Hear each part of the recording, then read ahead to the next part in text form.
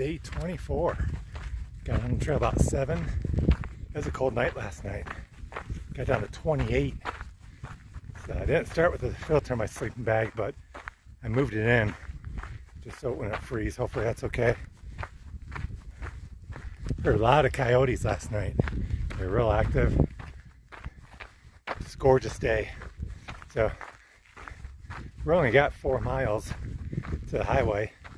Sandra's gonna pick us up at 9:30, so we'll probably be there around 9. There's a hiking with 2 of the girls, and then the couple from Arizona, Damien and Steve. So should be there in a little bit. See you down the trail.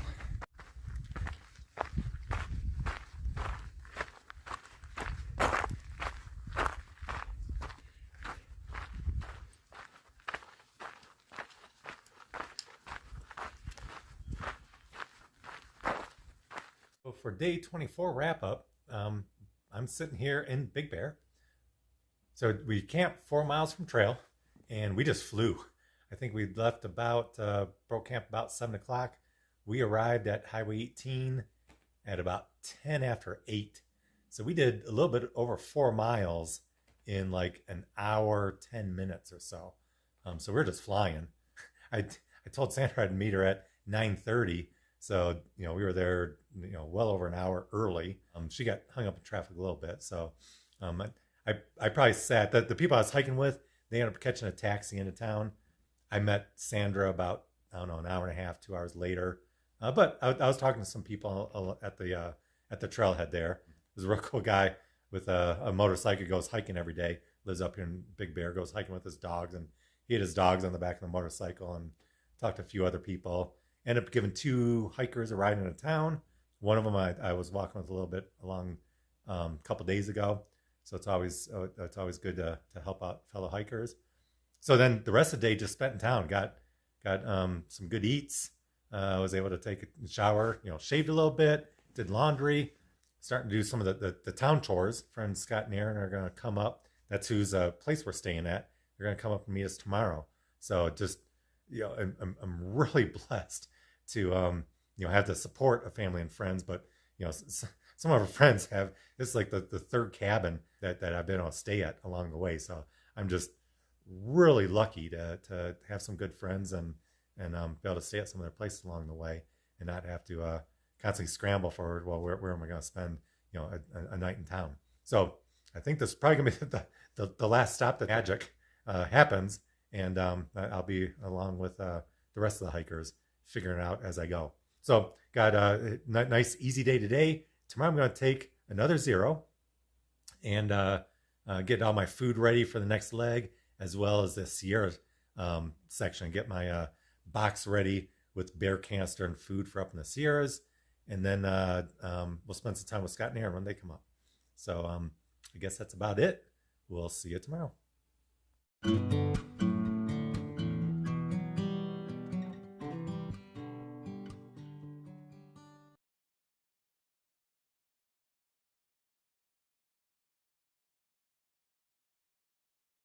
Okay, so just spend a 0 day in Big Bear, just relaxing, kind of getting ready for the next leg into Wrightwood, but it's just a beautiful day outside.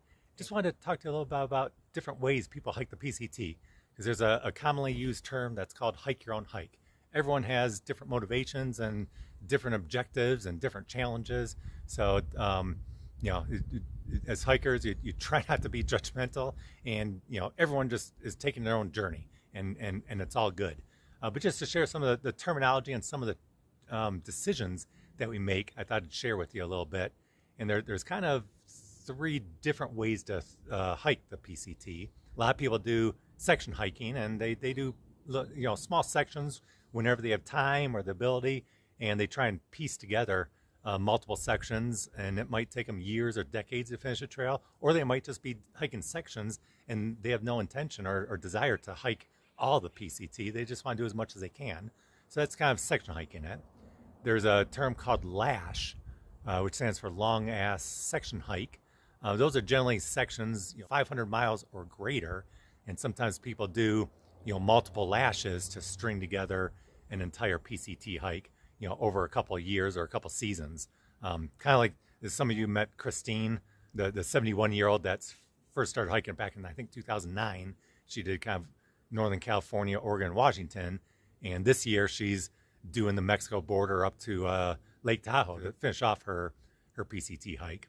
And then there's the third category that I'm hoping to be in this year, and that's to do a through hike. So, one continuous hike from, Mexican border to Canadian border or vice versa, if you're going southbound. And you try and do that all at once in one season, one go. But then you also get into people, trying to decide what constitutes a through hike. And it's generally a series of connected or an uninterrupted series of connected footsteps from one border to the other.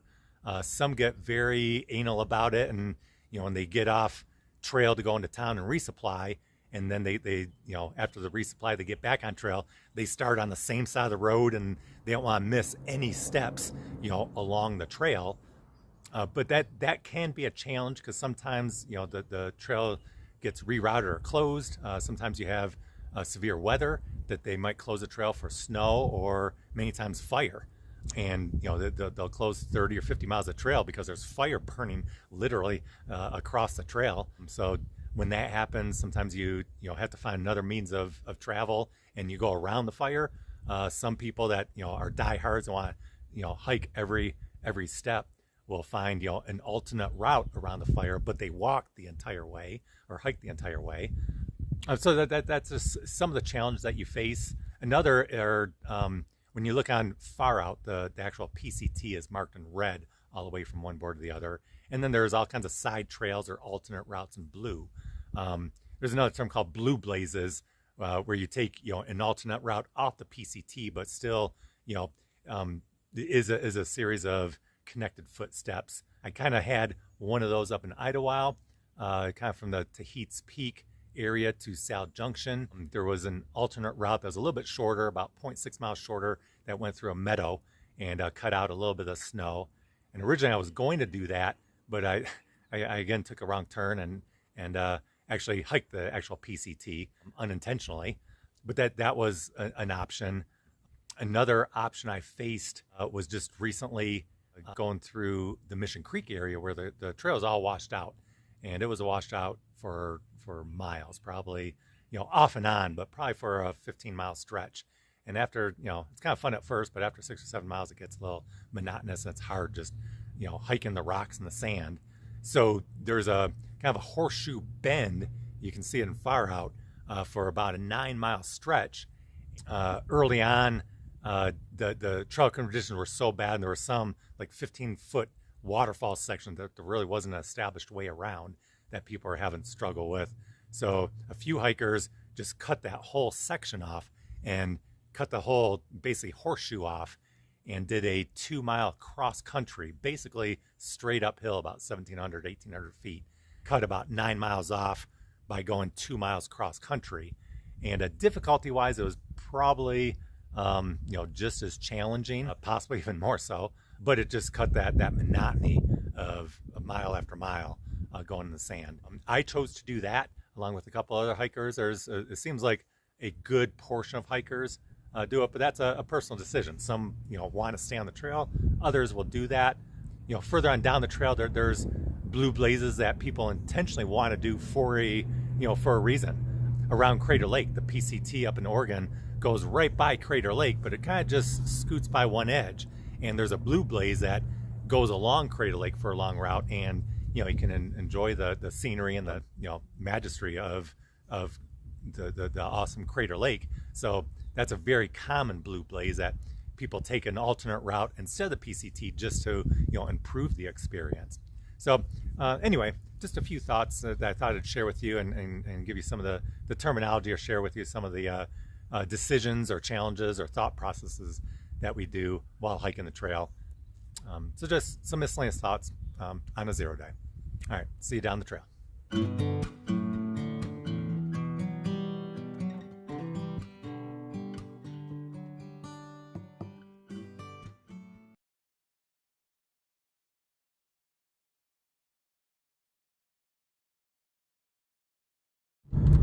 Okay, so morning of day 26, and we are leaving Big Bear. Here with probably the last time I'm going to see my trusty trail angel Sandra for a while. And this has been a fantastic stop. I was able to stay with our friends Scott and Aaron and their rambunctious pup Harley. They would stay in their cabin, so we had luxury accommodations. This is going to be the last time. Really been flying kind of first class. The trip so far, going home and being able to stay with 3 different sets of friends. So I've been living large so far on the trail. Now it's going to get real. This next section to Wrightwood, I think is 103 miles. So I just loaded up my pack with 6 days of food and several liters of water, and I got micro spikes and rain gear, and the pack's as heavy as it's ever been. It's going to be a beast. Luckily, I think it's going to be mostly downhill for the first day or two coming out of Big Bear, so I'm looking forward to that.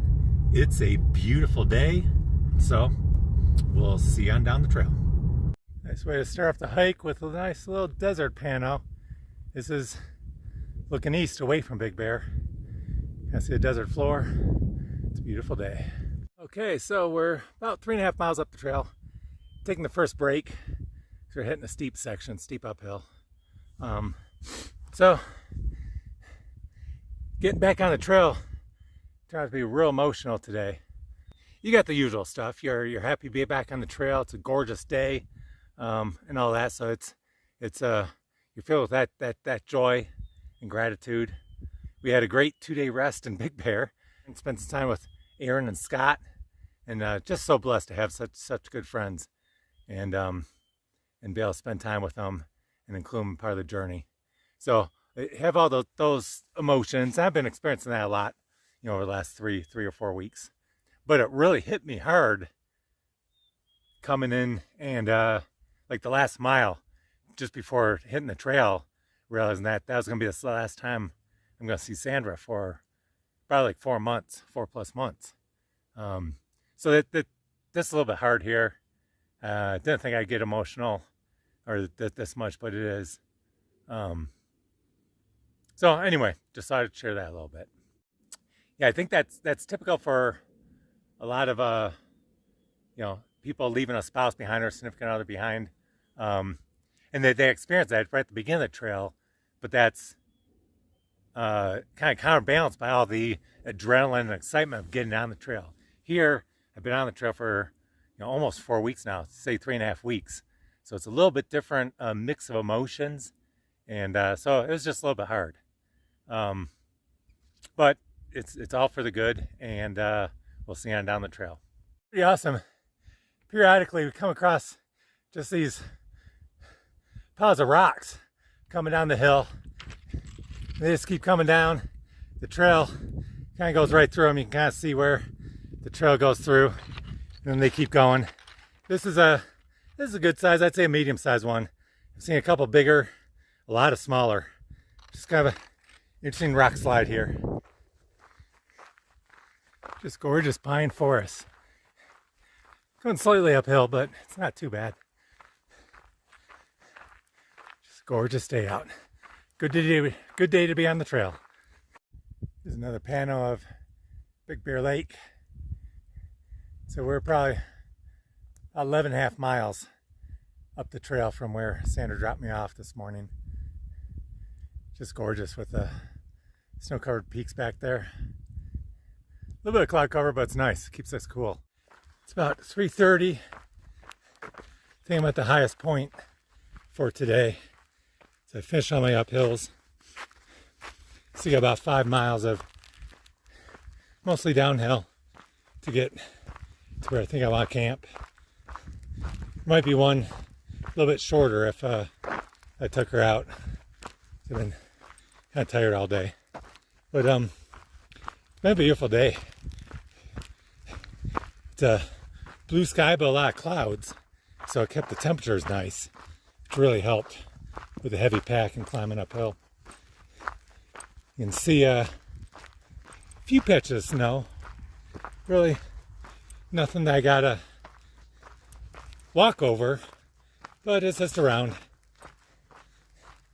Actually, I guess there's a little luck on that path here.